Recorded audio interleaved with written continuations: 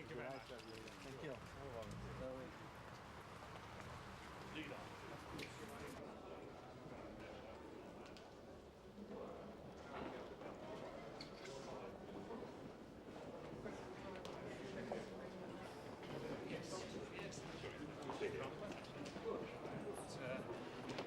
You can never tell. It's always fine.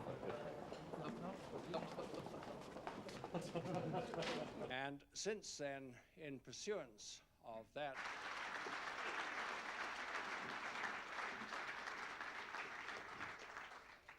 time that he has spoken to an audience of European businessmen. Europe faces an historic challenge. The challenge of how to keep our companies competitive and our people in work in the face of intense and growing global competition. Prosperity, that aim which every politician shares, depends upon winning in that hugely competitive world.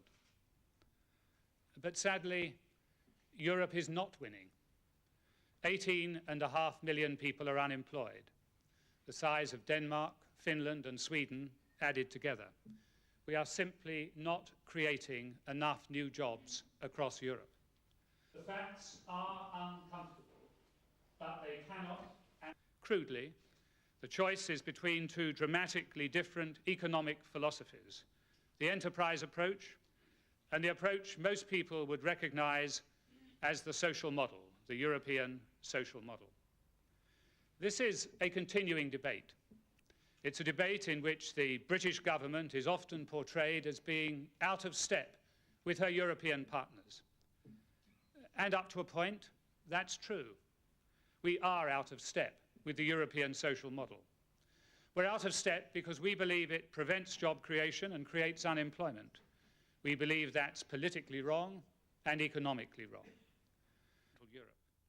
But in Britain, government spending will be down to 40% of back to work. The first myth is that without the new social... And that is why I will not sign it, because one signature on the social chapter would mean 500,000 British signatures on the dole, and that is not a deal I am prepared to contemplate.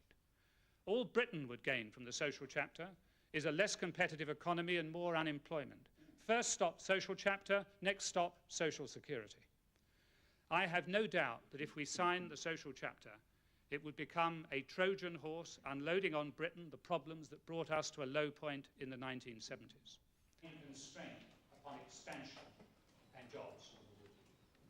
This state is needed. Over-prescriptive legislation impedes a free labour market and adds... So my message is clear. It is a message for all Europe. I am not seeking special arrangements to allow Britain to benefit at the expense of the rest of our partners in the European Union. That is not my motive.